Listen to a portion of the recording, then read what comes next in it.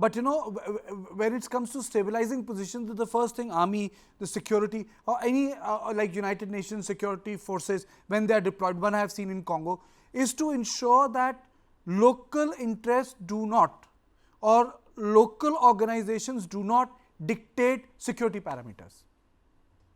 No, you're right, Karthik.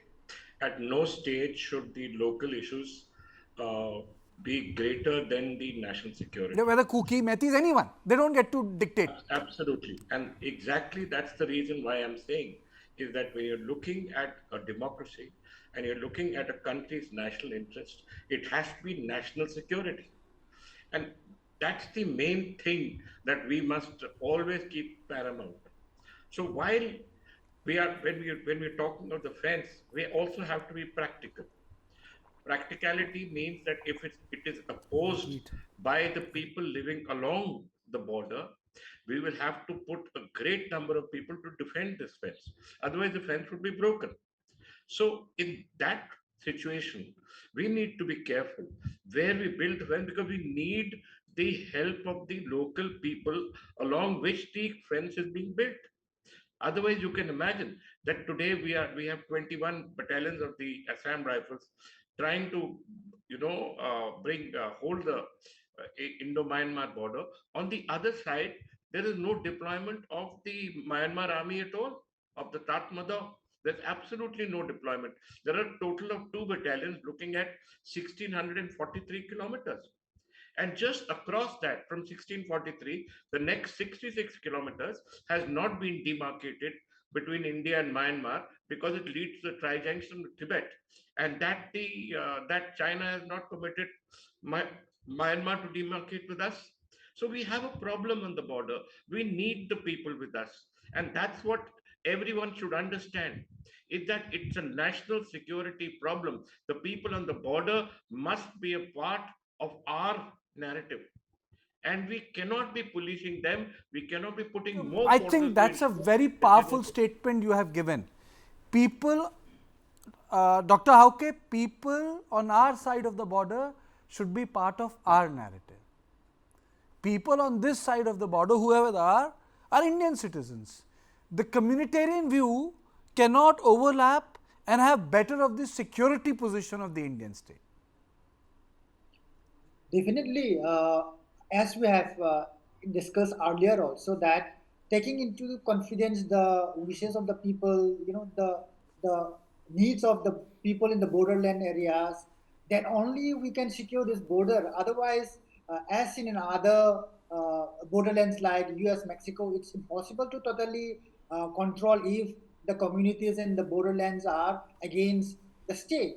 So we have to be very careful regarding this and take into confidence. Even we are not totally opposed to whatever is decided by the union government. Yet the government has to discuss with the people out there. The needs has to be expressed to them, and with only cooperation of the people in the borderlands, then this kind of law and order problem or external threat can be tackled. So we have to consult the people out there. When we are talking about Manipur, we have the Tangkhuls in the northern border, we have the Hill Tribal Council in More, and other associations. So we have to take into confidence. We have to talk with them and discuss with them. And unless unless their wishes are being reflected in the uh, kind of policy that we are going to implement, then I think we are not going to be successful in this. And as regards to the 24th January, Kangla declaration, after this, particularly the Kuki people feel that there is total subversion of legitimate political authority.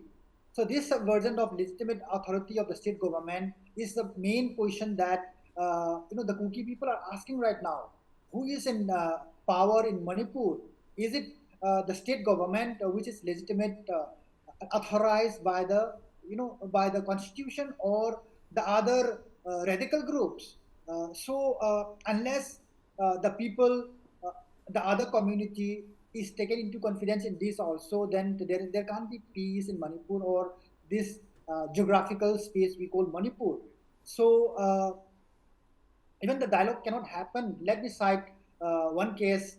of I would say when you problems use that the word exist. geographical, I would say Manipur is a historical space. It's not a geographical Yes, space. It's a yes, historical space, it's a cultural 50 years space, ago. it's a Yes, spiritual space also. It has a deep Vaishnavite tradition also. I think we shouldn't use the word only a geographical space, it's a historical space, no, lived if you space. talk about that, let's look into Andhra Pradesh, the former Andhra Pradesh, because of development and other neglect, Telangana No, no, emerges perfectly. eventually. No, no, no, no, no, So no. we Perfectly. can look at No, no, all no. those I'm factors. just, no, no, no, no. I'm just saying when you say the word Manipur is a geographical space, I'm saying it's a historical space, it's a cultural space. Manipur has a cultural identity, it's just not geography. I If we think say it's just a yes, geographical space, I mean to say we are just saying it doesn't have a cultural entity. Manipur is a cultural entity. when we talk about the kind of history, the kind of cultural space of Manipur that we are talking about, we also have to identify the cultural space of the Tangkhuls who are in India and Myanmar.